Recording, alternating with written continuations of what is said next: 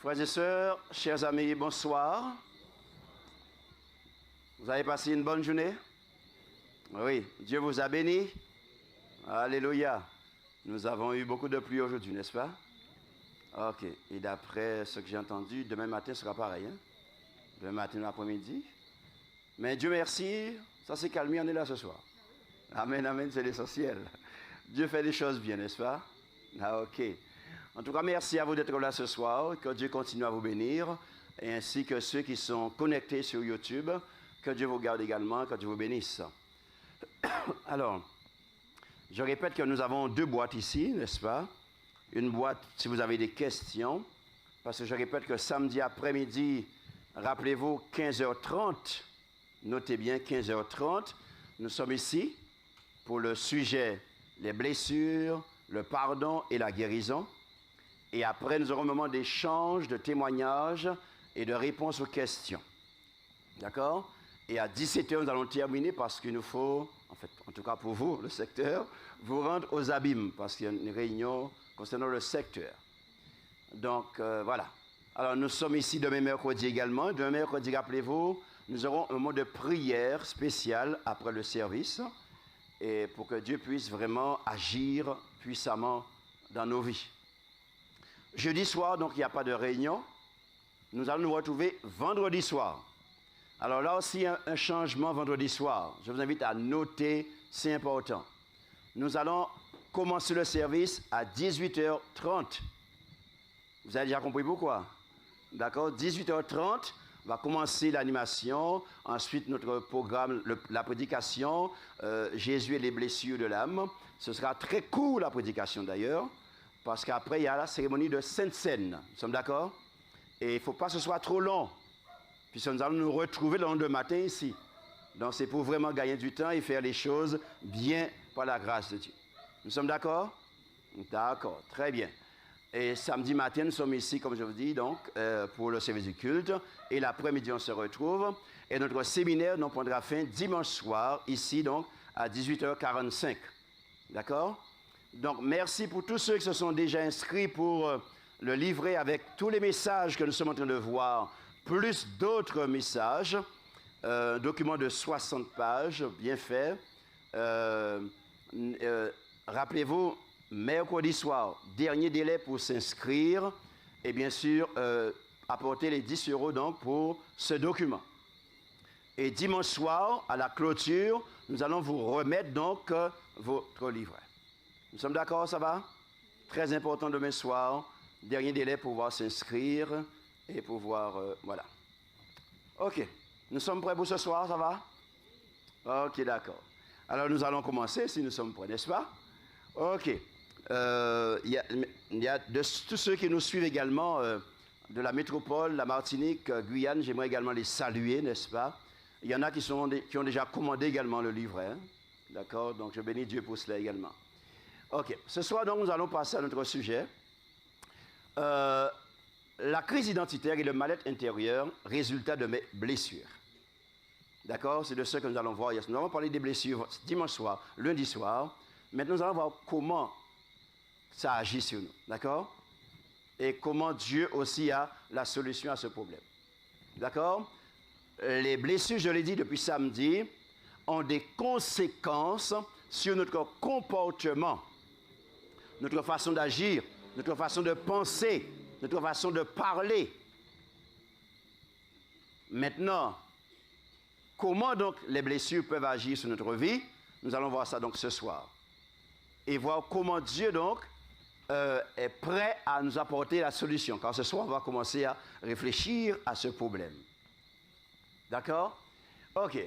Donc, nous parlons de crise, puisque les blessures causent ce qu'on appelle une crise chez nous, crise identitaire. Et nous parlons de crise parce que quand les blessures donc, se réveillent, nous sommes dans une période où nous doutons de notre propre identité, où nous sommes dans une totale confusion, une souffrance et parfois atroce. Difficile à vivre, frères et sœurs. Et ce soir, nous allons essayer de comprendre pourquoi les gens arrive à tomber dans la dépression, ensuite arrive même à se donner la mort, suite aux blessures. Ok, d'accord. La confusion, donc, c'est quoi? C'est une situation embrouillée. On parle de désordre ou encore de troubles psychologiques. Donc, vous comprenez que ça fait mal. Et ce n'est pas facile à vivre. Encore aujourd'hui, j'ai eu un cas qu'il fallait traiter concernant ce problème. On est dans une situation où on n'est pas stable. Il y a quelque chose qui ne va pas chez moi. Il y a un mal-être. Il y a un déséquilibre chez moi. Je n'arrive pas à manger convenablement. J'ai du mal à digérer quand je mange. Je n'arrive pas à dormir. Je ne suis pas heureux, je ne suis pas épanoui. Et on dit, je suis là quand vous le faites. Parce que, je répète, il y a trouble psychologique. Il y a une souffrance. Donc, c'est une sorte, si vous voulez, de mélange d'émotions. Je veux dire on verra ça plus tard, hein? Les émotions, manifestation des blessures. On verra plus tard les émotions. Donc, mélange d'émotions, de sentiments, de ressentiments, de colère, de déception, et on ne se retrouve pas dans tout cela. Pourquoi, mes frères et sœurs? C'est normal parce qu'on n'est pas bien dans sa tête et dans sa peau. Et c'est normal qu'on est dans cette situation-là. Donc, cette situation de malaise, de mal-être, se manifeste quand je remets en cause ma raison d'être en tant qu'individu, en tant que croyant, en tant que membre d'église, en tant que chrétien. Je suis tellement mal dans ma tête, dans ma peau, que je ne comprends plus rien. Et plus rien n'a aucun sens pour moi d'ailleurs. Et j'interprète mal les choses parce que je ne suis pas bien dans ma tête et dans mon corps.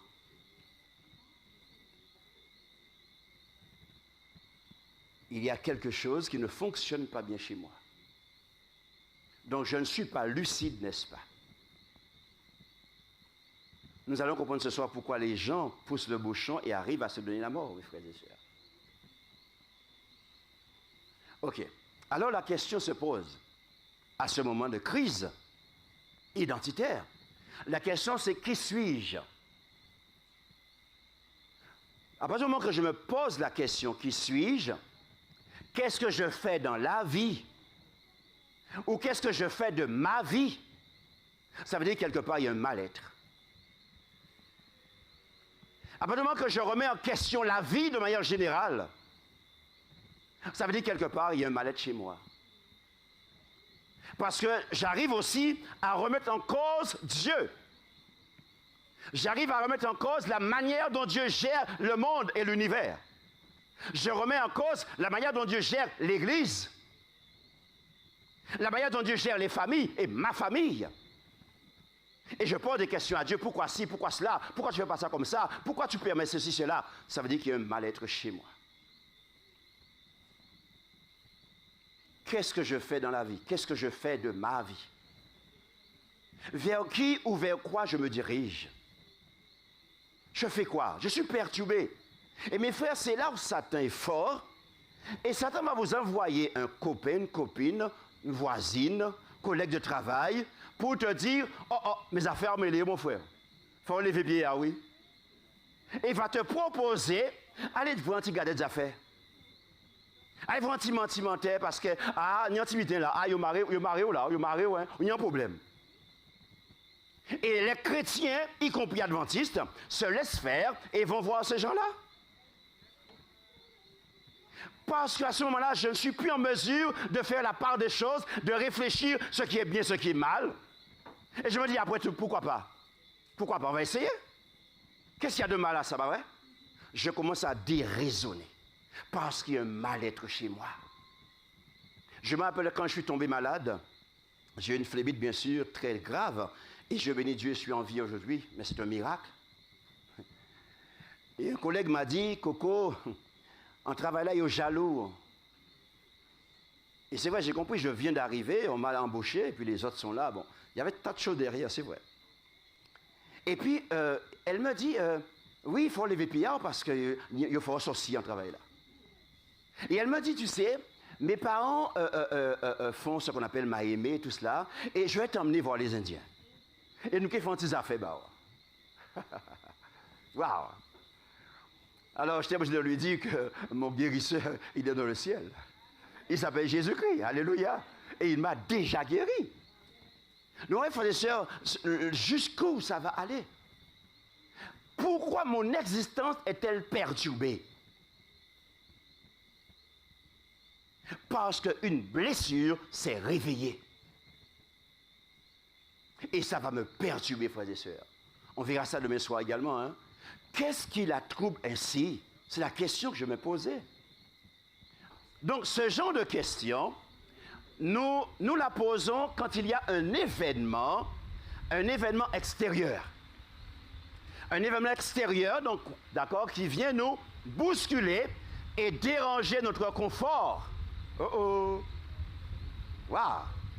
Rappelez-vous, le soi-disant confort, le masque, là où je suis assis pour que tout passe bien, et je fais semblant que tout va bien.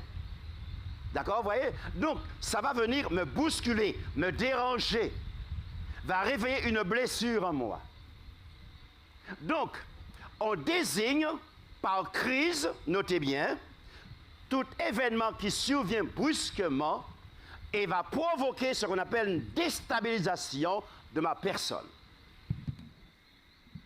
Donc, ça va créer en moi une situation de détresse. Parce qu'un regard, une parole, une critique, on a parlé hier soir de l'humiliation, la trahison, ça va réveiller en moi une blessure. Et cette blessure, comme elle n'est pas guérie, donc ça va me mettre en problème. Je suis perturbé, je suis déstabilisé. Et voilà pourquoi les gens me disent que mais je croyais que j'étais déjà guéri de cette blessure. Mais ça fait 20 ans, 30 ans que j'ai eu ça, et pour moi, tout allait bien. Mais tout ne peut pas aller bien si tu ne t'es pas soigné.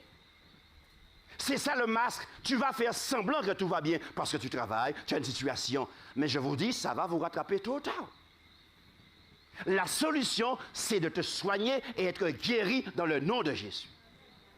Et on verra ça, hein? Et quand la blessure va se réveiller, ça ne va plus te perturber parce que tu es guéri.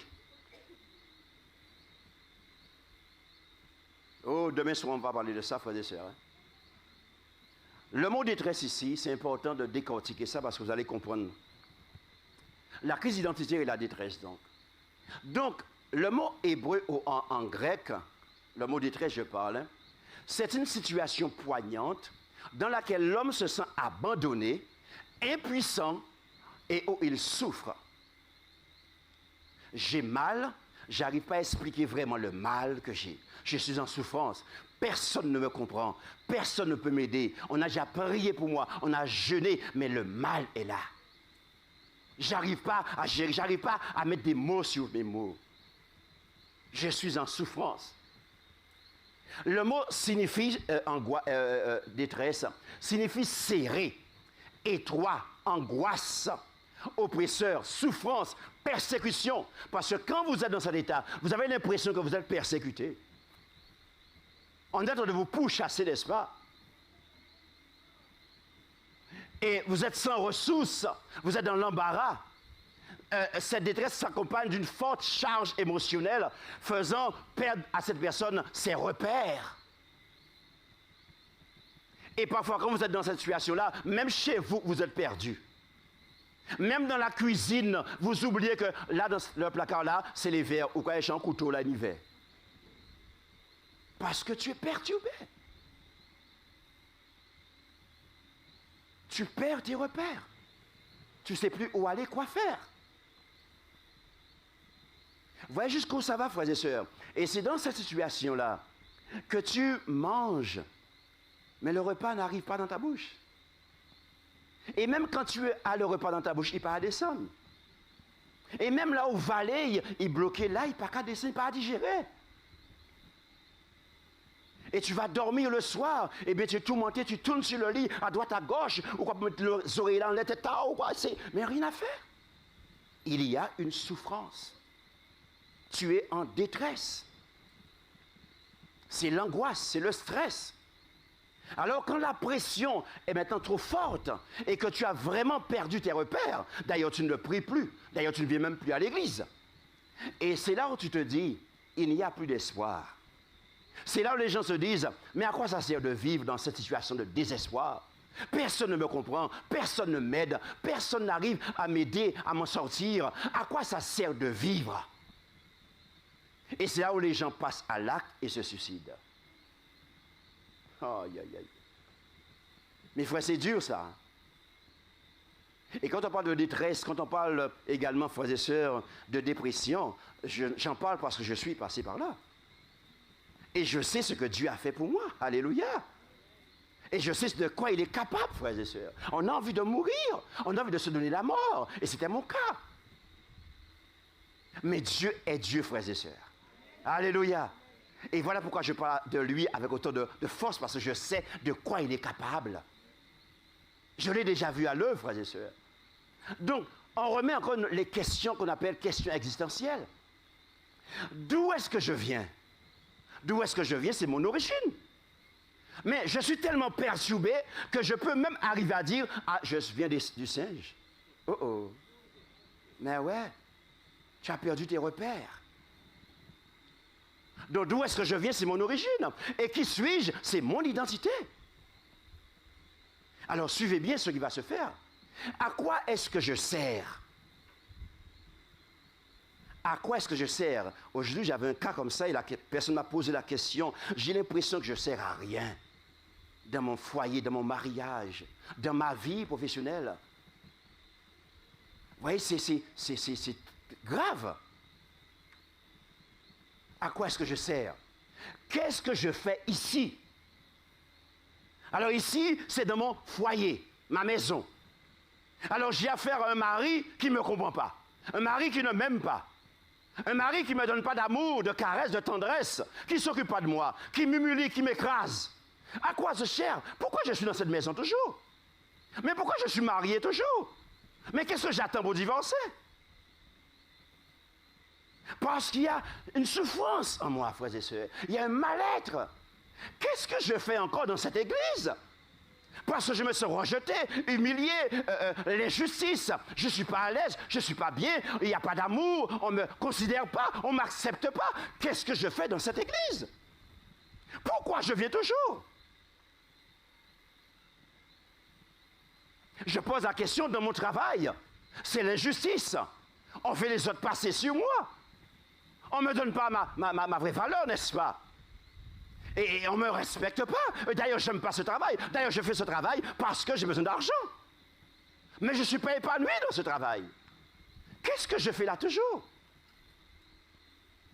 J'ai envie de démissionner, mais si je démissionne, il n'y a pas d'argent qui entre. Mais au fond, c'est ce que je veux. Je ne suis pas bien dans ce travail. Qu'est-ce que je fais sur cette terre-là? La vie est dure, il n'y a pas d'amour sur la terre. C'est la guerre, c'est la haine, tout ce que vous connaissez. Qu'est-ce que je fais sur la terre? À partir du moment, frères et sœurs, que je remets en cause cette question existentielle, ça veut dire que la souffrance est très dure chez moi. Il y a un mal-être terrible chez moi. Et frère, dans cette situation-là, tu as besoin de guérison. Parce que si ça continue comme ça, tu vas arriver à la conclusion, la vie, ça ne vaut pas le coup de vivre. Et je me rappelle de cette histoire que j'ai déjà racontée ailleurs, que je raconte avec vous. C'est un homme qui est monté sur un pont pour se suicider. Et vous connaissez comment ça se passe, les gens sont venus autour, et les gens, vous savez, portables, en train de filmer, tout ce que vous connaissez déjà. Et bien, vous connaissez, pas question, si vous vous approchez, je me jette en bas. Alors, qu'est-ce qui va se passer? On a appelé la police. Et un policier est venu près de ce jeune homme, a parlé avec lui au fur et à mesure, il a accepté. Et le policier est monté s'asseoir près du bonhomme sur le pont. Et ils ont resté là, en train de parler des heures, à discuter. Et après un instant, tout le monde... Oh! Les deux se sont jetés du pont.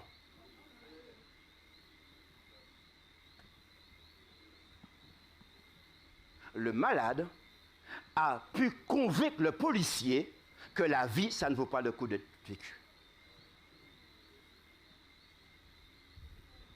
Mes frères, je vous parle des choses vraiment qui sont réelles et qui ça fait réfléchir, mes frères et sœurs. Ce soir, le sujet est très important, ça nous aide à réfléchir parce que nous avons besoin de l'aide du Seigneur. Le mal-être, frères et sœurs, le conflit identitaire ou le mal-être intérieur, c'est la fatigue d'être soi-même.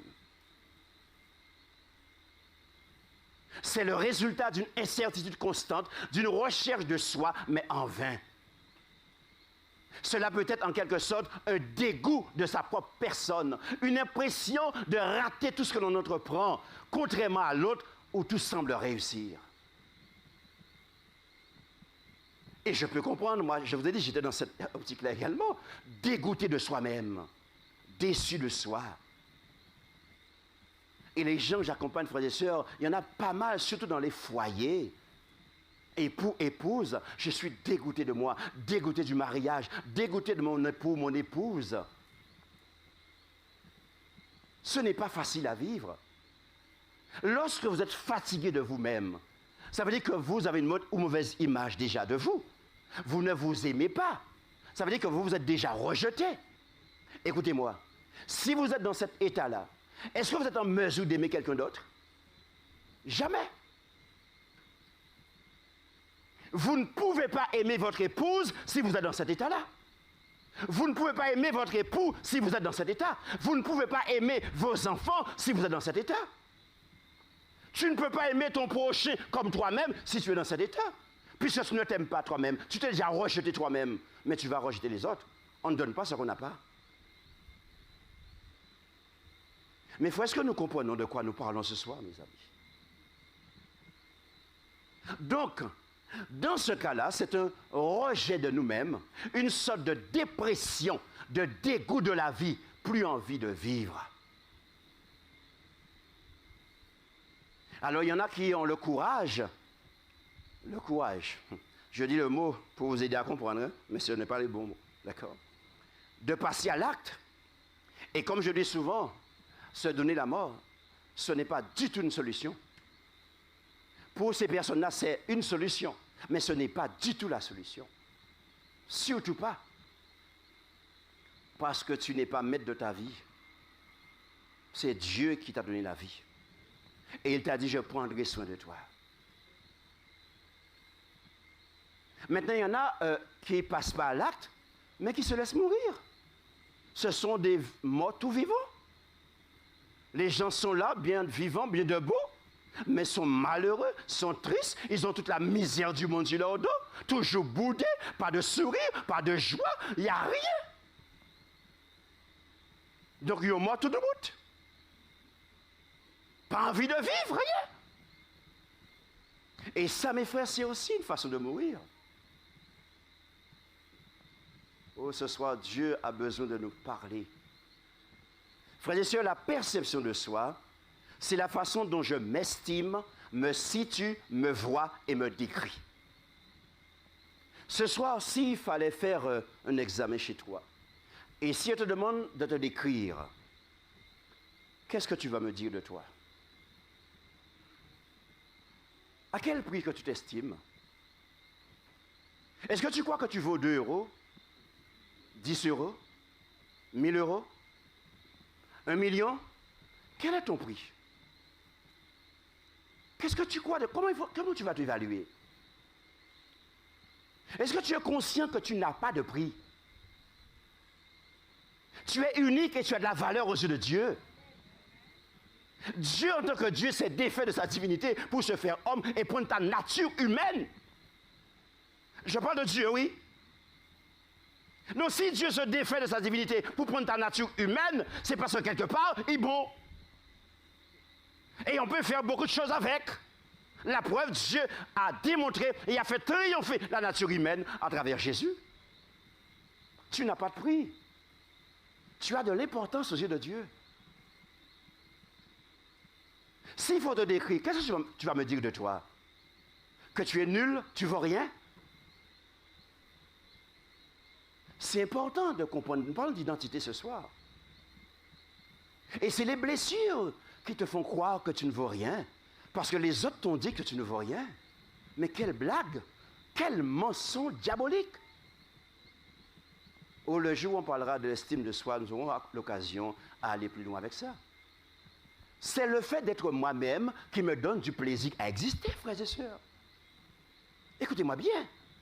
À me sentir bien chez moi, à être en paix avec moi-même, sans le masque. Je suis en paix avec moi-même, en paix avec ma conscience, en paix avec mon époux, mon épouse, mes enfants, en paix avec mon prochain. Je suis en paix avec Dieu, avec la parole de Dieu. Je suis zen, tranquille. Et quand tu as compris ça, donc tu vis sans mettre de masque, sans faire semblant. Et c'est ça qu'on appelle la vie en abondance. C'est ce qu'on appelle vivre et être épanoui, être équilibré, s'il vous plaît. C'est ce qui me donne goût à exister. Mais si c'est faussé là, tu ne peux pas vivre de manière heureuse et épanouie. Ce que le Seigneur nous vient en aide ce soir. Remarquez ce texte au tableau, Proverbe 23, verset 27, en 3 versions. Car il est comme les pensées de son âme.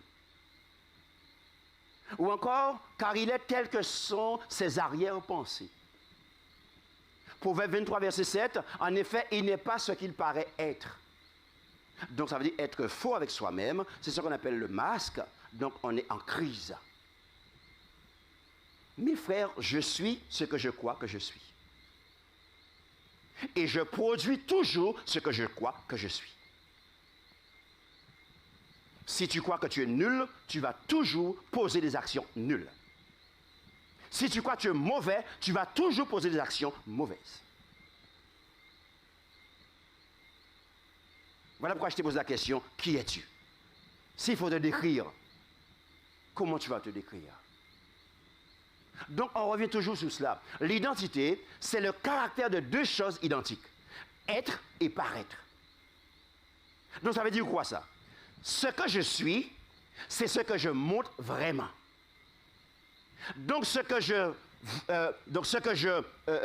vois, et c'est ce que l'autre perçoit. On appelle ça l'équilibre. Ce que je montre aux gens, c'est vraiment ce que je suis. Ce que l'autre voit chez moi, c'est vraiment ce que je suis. Il n'y a pas de masque, il n'y a pas d'hypocrisie, il n'y a pas de semblant. Tu n'es pas en train de montrer tes dents à grigner, alors qu'au fond, tu ronges. Ça, c'est être faux. Ça, c'est un déséquilibre. Et c'est normal que tu as mal. Il faut que ce que tu montres, c'est ce que tu es. Et quand l'autre te décrit, te dit, ah, ce frère-là, il est un bon frère, mais tu sais que c'est vrai parce que tu sais que tu l'es. Mais ça ne doit pas être le contraire. Parce que jouer la comédie, ça ne dure pas longtemps. Faire semblant, ça ne dure pas longtemps. Ok, donc, la crise identitaire, causée par mes blessures, là maintenant, suivez-moi bien, correspond à un moment clé ou encore une période charnière où tout doit se décider pour ma vie et maintenant. Oh là là, maintenant, attachez votre ceinture et restez concentrés. D'une façon ou d'une autre, frères et sœurs, quand je suis en crise, c'est parce qu'une blessure s'est réveillée. Donc la crise, c'est le moment ou jamais de faire quelque chose. Oh oh. C'est le moment ou jamais. Alors, au lieu de te plaindre sur la crise, prends le temps qu'il faut et analyse la crise et pour savoir comment tu vas t'en sortir. Et ce soir, nous allons faire ce petit travail par la grâce de Dieu. Autrement dit, cette crise, elle renvoie à la fois à l'idée de douleur, d'opportunité et de changement. Amen, amen, amen. Alléluia.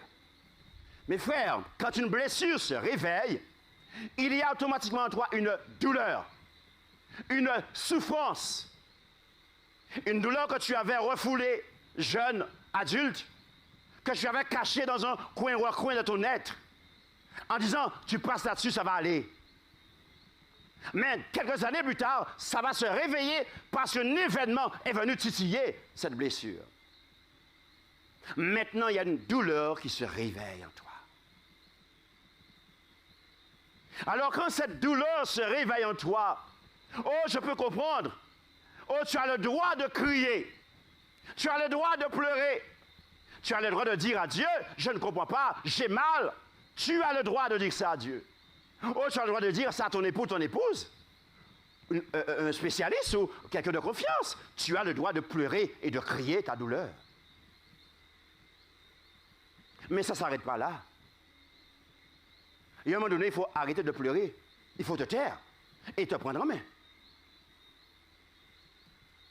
Donc, maintenant que la crise est là et que la douleur est là, ne me dis pas que tu aimes souffrir. Dieu ne t'a pas créé pour souffrir. Non. Donc, la douleur est là. Alors, c'est une opportunité que Dieu te donne pour qu'enfin, tu puisses prendre conscience que ça fait trop longtemps que tu portes un masque. Trop longtemps que tu fais semblant. Trop longtemps que tu montres en fait ce que tu n'es pas.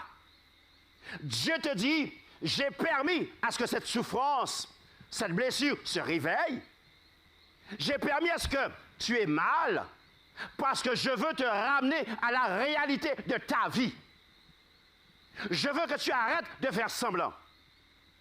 Je veux que, une fois pour toutes, tu puisses prendre en main ce problème, cette blessure, et que tu me donnes l'opportunité de changer cette blessure et d'être guéri maintenant et pour l'éternité.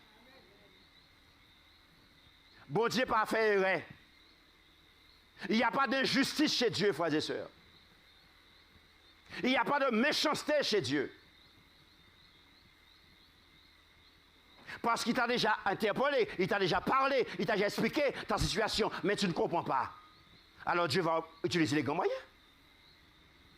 Et cette blessure, je répète, qui va créer une douleur, ce sera pour toi une opportunité à saisir.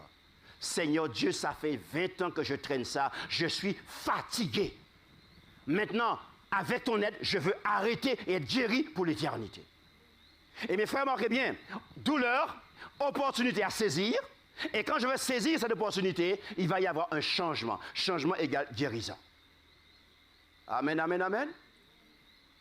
Vous croyez que Dieu ne sait pas ce qu'il fait, frères et sœurs?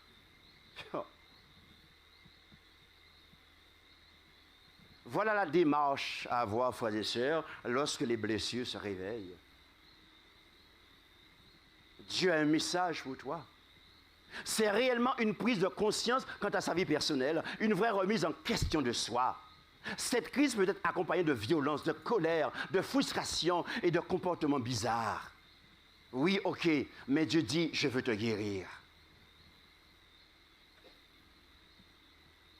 Je veux que tu réalises que tu ne peux pas continuer comme ça à être en crise. Tu ne peux pas continuer comme ça avec cette blessure qui te ronge. Il faut que tu arrêtes dans le nom de Jésus. Et moi, j'ai la capacité, le pouvoir de te guérir. On verra ça à la fin de la semaine. Voilà un texte. Je partage avec vous un texte magnifique. Ecclésiaste 7, verset 14, deux versions différentes. Au jour du bonheur, sois heureux. Et au jour du malheur, réfléchis. Dieu a fait l'un comme l'autre. La deuxième version. Au jour du bien-être, jouis du bien-être. Et au jour de l'adversité, prends garde. Car Dieu a placé l'un vis-à-vis de... Oh mes frères, Dieu n'est pas l'auteur du malheur. Attention, jamais, jamais. Mais Dieu permet. Et en permettant cette situation-là, c'est pour faire éclater sa gloire. Alléluia. Mes frères, parler de Dieu et connaître Dieu, ce n'est pas la même chose. Oh, c'est facile de parler de Dieu est grand, Dieu est puissant, Dieu fait, on chante Dieu amour, on chante Dieu majesté, mais dans la réalité de ma vie, je renie Dieu souvent. Quand les blessures sont là, je renie Dieu. Je remets en doute Dieu. Mais Dieu est un Dieu concret, frères et sœurs. Et voilà pourquoi Dieu veut nous enlever de ce faux schéma mental, mes frères, de ce système religieux, culturel que nous avons, et peut nous guérir. Dieu est un Dieu vrai, mes frères et sœurs. Dieu sait que l'être humain a beaucoup de théories, belles paroles, blagues. Mais Dieu veut te mettre au pied du mur. Est-ce que tu me connais? Est-ce que tu m'aimes? Est-ce que tu as confiance en moi? Est-ce que tu me laisses faire? Laisse-moi faire. Aïe, aïe, aïe. Connaître Dieu, expérimenter Dieu, c'est pas venir s'asseoir dans une religion. Aïe, aïe, aïe. Le texte est clair, frères et sœurs. Nous allons décortiquer ce verset au puissant. Le mot réfléchi ici en hébreu, c'est le mot rarash. Vous savez, la Bible est un livre de psychologie. Il y a tout dans la Bible, il y a tout. Le mot rarash signifie regarder. Ouais, je veux dire, le texte dit que Dieu a permis, hein, pas vrai? Donc quand tu es dans la situation, regarde la situation. Regarde dans quel état de crise que tu es. Regarde ce qui t'arrive. Vous savez comment c'est bien fait dans l'ordre. Le mot signifie ensuite rechercher. Recherche les raisons pour lesquelles tu es en crise. Tu es en souffrance, il y a un mal-être en toi. Recherche le comment, le pourquoi, quand c'est arrivé, par qui. Analyse. Le mot hébreu signifie examiner la situation. Pour savoir où est-ce que tu as, comment je dirais ça, tu as flanché quelque part. Où est-ce que peut-être tu as eu tort. Ou c'est quelqu'un d'autre qui fait partie de ce problème a tort. Mais en fait, tu vas rechercher à comprendre. Tu vas examiner la situation dans laquelle tu te trouves. Ensuite, maintenant, quand tu as des éléments en main sur la table, et c'est ça le rôle d'un spécialiste d'ailleurs, t'aider à mettre les éléments sur la table. Et maintenant, tu vas prendre connaissance de chaque élément. Pourquoi c'est arrivé? Quand c'est arrivé? À partir de quel moment? Ainsi de suite. Vous voyez, quand, comment, où? Voilà. Qui? Tu vas analyser pièce par pièce. Ensuite, tu vas apprendre sur le sujet. Et maintenant que tu as tous les éléments en main et que tu as fait ce travail, là maintenant tu es en mesure de comprendre ta blessure. L'histoire de ta blessure. Et maintenant tu peux dire pourquoi tu es en crise. Là, tu es sur le chemin de la guérison. Et à partir de ce travail, maintenant qu'est-ce que tu vas faire? Tu vas prêter attention à l'avenir. Tu vas prendre tes gardes pour ne pas répéter la même chose. Ou alors si ça revient, mais tu as des éléments en main et tu pourras affronter la situation. Amen, amen, amen. Bon Dieu, faut tout bonnement, oui. Mais frère, il faut prendre la Bible au sérieux. Il faut étudier sérieusement la parole de Dieu. Il y a une puissance dans la parole de Dieu. Aïe, aïe, aïe. Ça, c'est la pédagogie. Ça, c'est la psychologie. Il y a tout dans ce verset. Donc Dieu veut m'inviter. Vous voyez pourquoi le texte dit, quand le malheur là, réfléchis. Je t'ai dit que tu peux pleurer, tu peux crier, je comprends. Mais à un moment donné, il faut arrêter de crier, de pleurer. Et que tu analyses réellement la situation dans laquelle tu te trouves. Arrêtez plein de vous. Arrêtez de dire, c'est la faute d'un tel, c'est la faute d'un tel. Regarde-toi dans un miroir, la parole de Dieu. Prends-toi en main dans le nom de Jésus. Mes frères, Dieu nous appelle à un travail important. Je répète, être enfant de Dieu, ce n'est pas venir s'asseoir dans une religion, dans une église. Mais frère, il y a un travail à faire tous les jours. Tous les jours. Remise en question tous les jours. Pour que les blessures ne puissent pas nous démolir, frères et sœurs.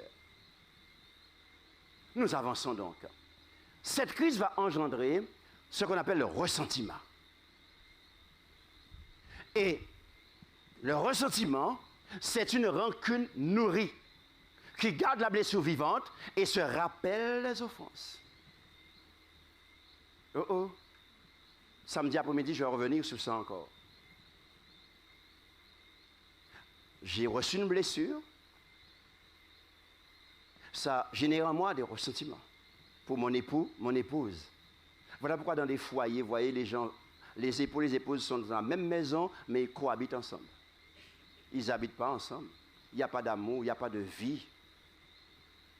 Ils se croisent. Il y en a même qui se parlent par SMS ou WhatsApp. Il y en a qui s'écrivent sur un bout de papier sur la table. Vous croyez que c'est normal ça? Je parle de chrétiens pourtant. Est-ce que vous comprenez, lorsqu'on parle de perdre ce repère, c'est de la folie, frères et sœurs. Arriver à ce niveau-là. Et ça va générer en moi le ressentiment.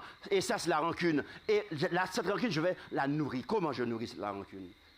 En répétant l'offense constamment. Je vais voir ma maman. Maman, voilà ce que mon époux m'a fait. Et je raconte toute l'histoire à maman. Et bien sûr, je rajoute toujours. Hein. Je ne dis jamais ce que j'ai fait, c'est toujours l'autre.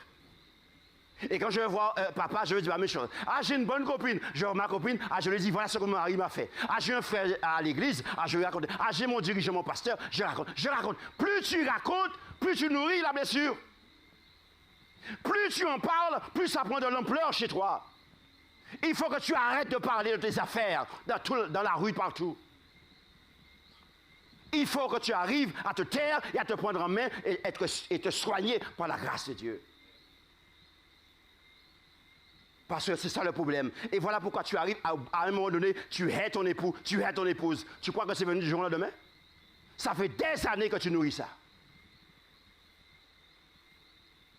Et c'est quoi? C'est pour le plaisir après qu'il y a divorce? Jamais. Il y a un processus, frères et sœurs, qui fait si on arrive au divorce. Et ça commence par là. On en parlera samedi après-midi. C'est en quelque sorte vivre 2 fois la peine. Quand la blessure se réveille, tu as 2 fois plus mal. Le ressentiment, c'est ressentir la colère originale. La colère initiale, c'est le premier sentiment que j'ai quand je me suis senti blessé le premier jour. Alors, on va résumer tout ça. Le ressentiment, c'est quelque chose qui s'est produit dans votre vie et que vous n'avez pas aimé du tout. Ainsi, vous donnez de l'importance à l'événement. Vous nourrissez ça dans votre tête.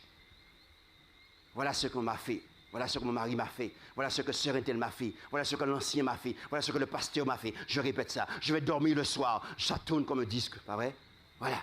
Et j'en parle. Vous faites de ça une affaire personnelle. En paix, passez c'est ça. En paix, pardonnez. En qui montre ça. Je refuse de passer là-dessus. Mais c'est tout à fait normal puisque j'ai nourri. Oui. Ensuite, vous répétez l'histoire dans votre tête, comme pour donner du sens à votre malheur, s'il vous plaît. Il faut comprendre pourquoi Dieu a besoin de faire un réveil, une réforme au sein de l'Église. Est-ce que nous comprenons pourquoi Jésus n'est pas encore prêt à revenir? Pourquoi l'Église n'est pas encore prête à recevoir l'effusion de cet esprit pour prêcher l'évangile éternel d'Apocalypse?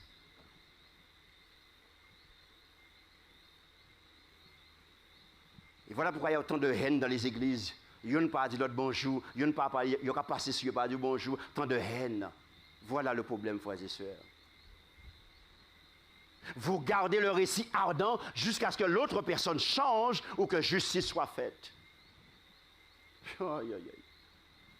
Mais tu sais une chose, même si la personne change, ça ne sert à rien. Parce que le problème, c'est toi.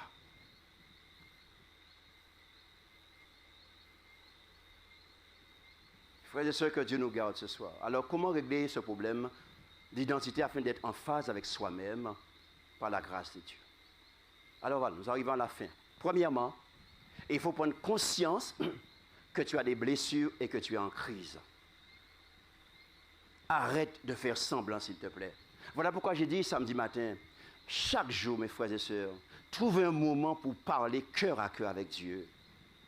Dieu dit dans Jérémie 33, verset 3, invoque-moi et je vais te répondre. Je vais te révéler des choses cachées, des secrets que tu ne connais pas. Des secrets qui te rongent à l'intérieur. Et qui n'a pas lieu d'être dans ton corps, parce que ton corps, c'est le temple de mon Esprit Saint. Alors, puisque ça te dérange, ça te ronge, je veux te ramener à la conscience, on verra ça demain soir, pour que tu puisses prendre la décision d'être guéri. Tant que tu vas rester dans le déni, rien ne va se faire. Voilà pourquoi il y a des gens qui vous disent j'ai mal. Ils vont chez le médecin leur donne l'ordonnance. L'ordonnance, c'est le garé dans le coin, il va acheter le médicament. Il y en a qui achètent le médicament et qui ont exposé en les bahuts là. Mes frères, quand il y a des médecins, maladie pas guérir. Si nous croyons que quand il y a des bons dieux, nous ne trompons nous-mêmes. Et c'est nous qui serons toujours malheureux. Alors que Dieu dit, j'ai le médicament, je peux te guérir et je veux te guérir. Deuxièmement, accepter et confesser que tu es en crise. Cesse de regarder aux autres autour de toi. Toi-même, regarde-toi. Troisièmement, trouver la raison de cette crise. Qu'est-ce qui provoque cette crise en toi? Est-ce que c'est quand tu vois quelqu'un, cette personne en particulier? Est-ce que c'est quand tu entends une musique, tu vois un film? Qu'est-ce que tu vois? Qu'est-ce que tu entends qui réveille cette blessure en toi? Il faut que tu trouves la raison, que tu demandes à Dieu de t'aider, ou alors un spécialiste de t'aider. Quatrièmement, quelle blessure qui a amené cette crise? Il y a une blessure qui fait si tu es comme ça. Il n'y a pas de hasard. Ensuite, faire face à cette crise. Accepte de faire face. Avec la force du Seigneur, accepte de faire face à cela. Sixièmement, je décide de sortir de cette crise. Remarquez bien, hein, je décide. On en parlera samedi et dimanche soir. La décision, le pouvoir de la volonté. On en parlera. Et enfin, septièmement, je suis guéri dans le nom de Jésus. Amen, amen, amen. Mes frères, le plan du salut, c'est ça. Le plan du salut, c'est quoi? C'est reconnaître que tu es pécheur et que tu pêches. Et que tu vas te confesser à Dieu. Et que tu vas recevoir le pardon. Et quand tu reçois le pardon, c'est pour vivre la vie en abondance. Mais frères et sœurs, je dis souvent à mes amis, les chrétiens me disent, mais Dieu m'a sauvé. Jésus est mort pour mes péchés. Je suis sauvé. Dieu m'aime. Je leur dis après. Et après? Alors ça, c'est un slogan, ça, hein, frères et sœurs. Ça, c'est un slogan. Hein. Je pose la question, et après? Comment tu vis ce salut? On en parlera, frères et sœurs, à la fin de la semaine, je vous ai dit. Comment tu vis ce salut? Oui, il t'a pardonné. Oui, il t'a sauvé. Mais comment tu vis ça? Dans la pratique, est-ce que tu mènes cette vie en abondance? Le salut veut dire guérison. Est-ce que quand tu me dis que tu as reçu le salut, tu as compris que tu as reçu la guérison de tes blessures? Oh là là là là là. Oh, je sais qu'on souvent on a été formaté que salut, c'est accepter une église et des doctrines. Mais ça, c'est pas la Bible. Oh là là. Le salut, c'est accepter une personne qui s'appelle Jésus. Et Jésus est la guérison. Ah, on verra ça à la fin de la semaine. Hein? Bible en main, bien sûr. Donc, qu'est-ce que tu as accepté réellement? C'est la question que je pose. Si tu as accepté le salut, tu as accepté la vie éternelle, pourquoi tu es dans cet état toujours? Pourquoi ça fait 20 ans, 30 ans, tu traînes une blessure et tu n'es pas guéri? Alors Dieu n'est pas puissant? Dieu n'est pas capable de te guérir? Quel est le problème? Mes frères, ce soir, ouais, Dieu nous bouscule parce que c'est important. Il veut notre guérison. Dieu veut que nous soyons vrais et authentiques. Dans le psaume 6, verset 8, et nous terminons, « Mon œil est rongé de pleurs. Mes yeux sont épuisés. Mes yeux se voilent tant j'ai de chagrin. » Voilà le psaume de David. Et je vous ai parlé de David hier soir, bah ouais. La souffrance de cet homme depuis son enfance. Voilà pourquoi je dis que Dieu comprend tout ça. Il entend, d'ailleurs le texte dit, il entend les cris de ses enfants. Quand les justes crient, pleurent, l'Éternel entend et il les délivre de toute leur détresse. Mais il faut le texte dit de toute leur détresse. Je vous ai dit que bon Dieu prend Jobé, mes frères. Dans Somme 30, verset 3, « Éternel mon Dieu, j'ai crié à toi. Oh oh, et tu m'as... Bon Dieu, pas qu'à mentir. J'ai crié à toi et tu m'as guéri. Parce que tu es un Dieu de promesses, un Dieu de vérité. Tu ne mens pas. Tu m'as dit, tu vas me guérir. Je sais que tu vas me guérir. Alléluia. Mais fois, je dis, Dieu m'a guéri. Dieu a déjà guéri les gens que j'accompagne. Je sais que Dieu peut guérir n'importe qui. Est-ce que nous y croyons? C'est ça la question. Alors, en conclusion, quels que soient les événements qui sont venus perturber ton identité, qui ont dérangé ta vie, ta tranquillité, ton bien-être, alors sois-en certain, tu peux te reconstruire dans le nom de Jésus. Mais frères, c'est ça l'évangile, frères et sœurs. On a beau apporter l'évangile aux gens, mais finalement on a endoctriné les gens. Mais ils n'ont pas reçu Jésus, le salut, la guérison. Et l'Église est remplie de chrétiens endoctrinés, mais qui sont marrés, esclaves de leur passé, esclaves de leurs blessures. Ce n'est pas ça le salut, frères et sœurs. Il est temps que nous acceptons le salut, que nous y croyons et que nous soyons libérés de nos blessures maintenant et pour l'éternité. Il est temps, frères et sœurs, Dieu cherche un peuple guéri. Dieu a besoin de peuple pour aller dire au monde, j'étais blessé, je suis guéri dans le nom de Jésus. Venez voir le Dieu qui m'a guéri. C'est ça l'évangile, frères et sœurs. J'aurais aimé que nous puissions vivre ça cette semaine dans le nom de Jésus. Alléluia.